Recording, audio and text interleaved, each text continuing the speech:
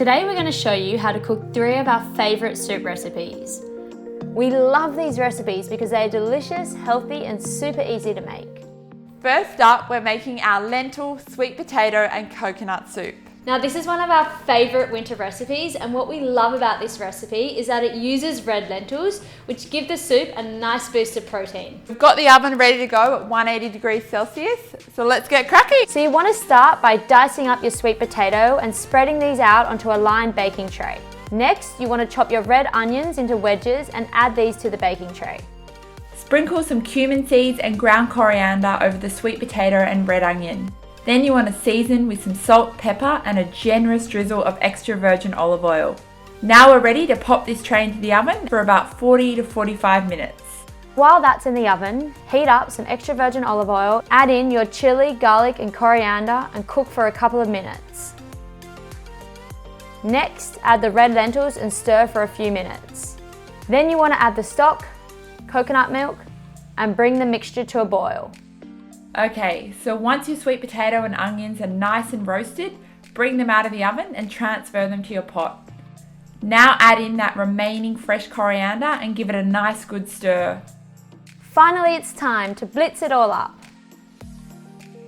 If you want a thinner consistency, add a dash of boiling water or some more stock. Now for the best bit, time to taste test. So to serve this soup up, you can decorate with a bit of fresh coriander, a drizzle of lemon and season with pepper. Okay, so next up we're going to make a classic roast tomato soup.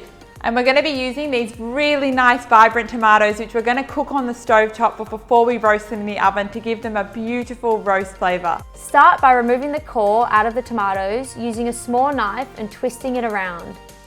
Then chop the tomatoes in half, slice up the onion and chop the garlic nice and finely.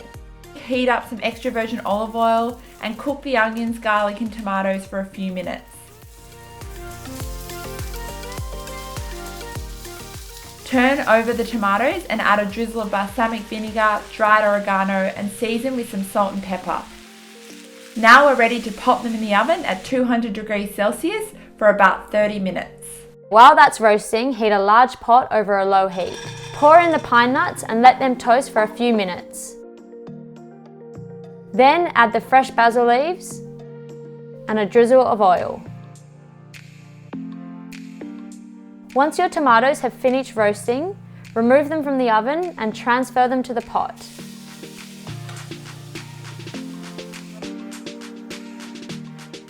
Next, add in your stock and bring to the boil. Allow to simmer for 3 to 4 minutes.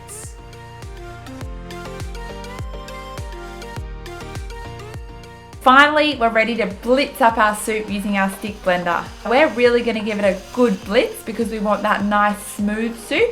However, you can also create more of a chunky tomato soup if you prefer. A quick taste test is always essential before plating up.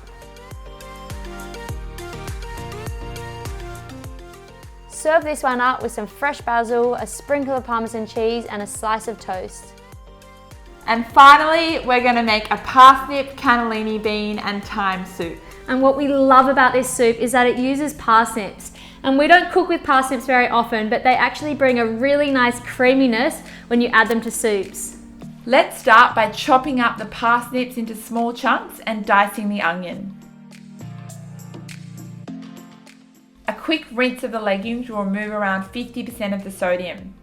Now heat up some extra virgin olive oil in your large pot and add your parsnips and onion. Let these cook over medium heat for about 10 minutes.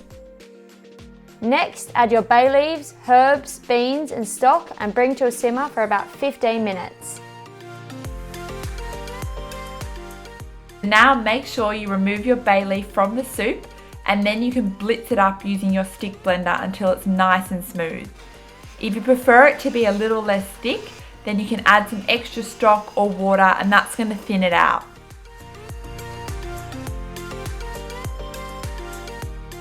Finally, serve it up with a crunchy slice of toast. Delish! Voila! Voila! So there you have it. That's how you make 3 of our favourite winter warming soups. And the best part is you don't have to be an experienced cook to be able to whip these ones up. If you guys want the full recipes, head to our website www.thebitingtruth.com.